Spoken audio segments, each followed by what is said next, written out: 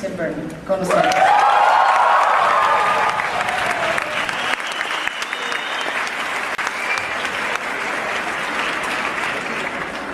Well, Mr. Burton, when did you fall in love with me?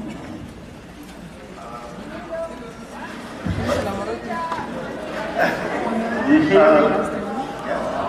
¿No? A ver, estamos en micrófono, ¿lo quieren cambiar? ¿Está bien? Okay? Okay. A ver, lo voy a dejar así. Okay? Okay. When did you fall in love with movies? Well, I love movies ever since I can remember.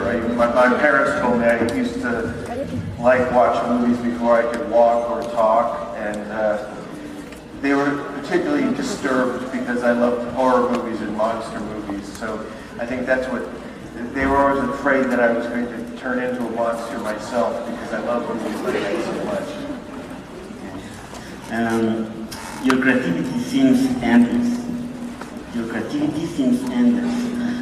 Tell us about your childhood. I grew up in Burbank, California, very suburban, white. What? That's okay. Louder. Would you like me to sing instead? Yeah, please. Is that louder?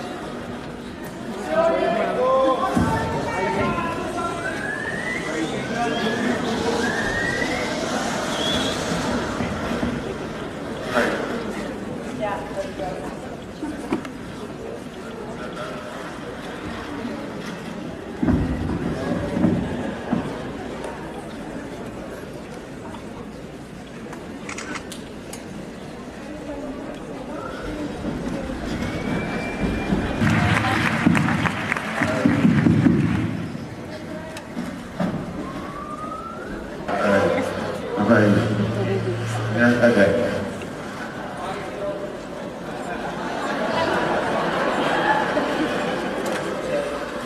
Disney for you. How was Disney for you? When I worked at Disney, it was kind of a nightmare. That's why the first project I did was going to be called Nightmare Before at Disney, but I changed it to Nightmare Before Christmas. It was at a time when animation was not really that popular. The first film that I worked on there was called Fox and the Hound, and it was at a time in Disney's history where there was not a lot of interest in animation. So it was not a very creative time, and that's why I was very lucky to be able to do a short film like Vincent, and then go off and do other types of design work for them, because I was just really terrible at drawing cute animals. And so luckily I didn't have to do that for very long.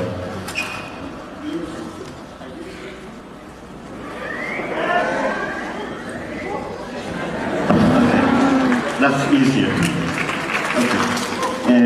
Vincent, your first short film, beautiful one. Are you Vincent? Do you mean, am I a small little clay animated character? No, I'm a human being. But I've always tried to be as autobiographical as I can in films, and that was,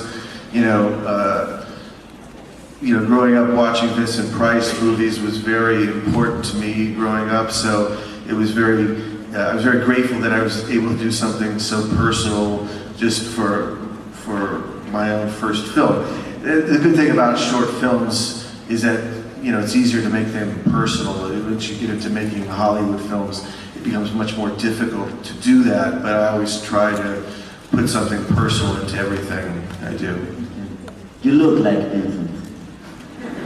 I'm a bit older now, but yes, thank you. What do you look for in a story? Well, again, when I'm just thinking of any project, it's just something that connects to me. Oftentimes, most of the things have a fantasy nature to them, but like all old folk tales or fairy tales, there is some reality in it that just connects to you on some personal level, and that's why, again, I've always liked folk tales or strange tales, because there's something about them that goes into the subconscious and that makes it, even though it seems fantastical, it makes it very personal. Tell us about your obsessions. My obsessions? Yes. Well, I got to see Mummies last night, so I got through that obsession. That was fun. Yeah, I wanted to come here since I was, long time. I was going to say before I was born, but I don't think that's probably possible. Okay, and how much do you plan everything? How detailed is your storyboard? Well, I used to storyboard, coming from animation, I used to storyboard a lot, everything. But then as I started to do live action films and work with actors, I didn't storyboard as much, just because I enjoy the sort of spontaneous nature of dealing with actors. And so, you know, I often do some images that help me conceive of the project. But then I find that it's just a lot more fun to just see what actors do and bring to a situation. And so I think as time has gone on, I mean, for animated films, obviously you storyboard everything, but for the live action films, I do it less and less. Okay. How do you work with the script writer? Well, it depends. Some scripts I get are very good right from the beginning. You know, something like Edward Scissorhands, which is a story that was very much a part of me. You know, it's very specific to me how I like that kind of a story. So it depends on what, you know, sometimes a script is sent to me that I relate to, sometimes I like to develop it, and then sometimes you work with actors that are very good at, you know, developing it with you. I mean, you know, somebody like Johnny, who I worked with a lot, you know, we're every day on the set just sort of kind of redeveloping it because he's very good at doing that. So it depends. How much do you think about the public? Or do you make your films just for yourself? Well, I always get terrified watching a film with people. You know, it's funny because it's such a personal thing.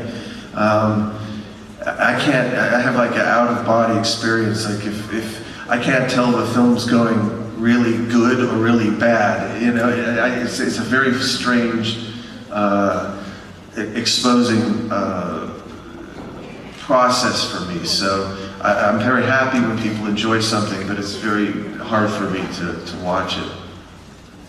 How close is the final film from the original idea?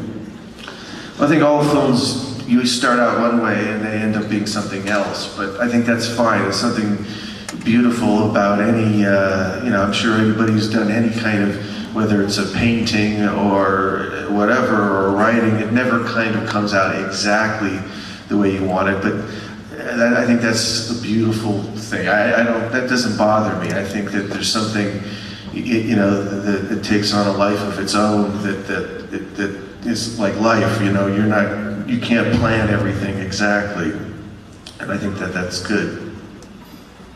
You started as an animator. Did that affect or influence your work? Yeah, it was good to have an animation background, because what you got to do is you get to do every aspect of filmmaking. I mean, you do the drawings, so you design the shots, you film it, you edit it, you do the sound work. So, and it gives you a good sense of design. So, I always felt it was a really good background for any type of filmmaking, because you really, you know, experience all aspects of it. What about studio executives? How do you manage to make your own films? Are any studio executives here today? Okay. Because I can't stand them. No. No. I've always, you know, they give you the money to make a film, and some are, you know, they're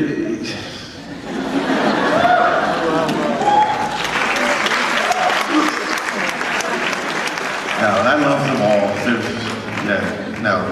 That's why I get very nervous. I see anybody in a suit and a tie, it just starts to freak me out a little bit. No, there are a lot of good ones. the fact of the matter is the studio gives you money to make a film, and so I accept that, and that's just a part of it. So you have to deal with it, and it's just a necessary part of it. And so, who has the final word in your films? The final word. Well, I do. I mean, to some degree, I do. It took a while to get that. I think I finally got the final word because they never understood what they were about anyway, so I just, okay, well, whatever. Because we don't understand it anyway, so you say, so okay, up to you. Tell us your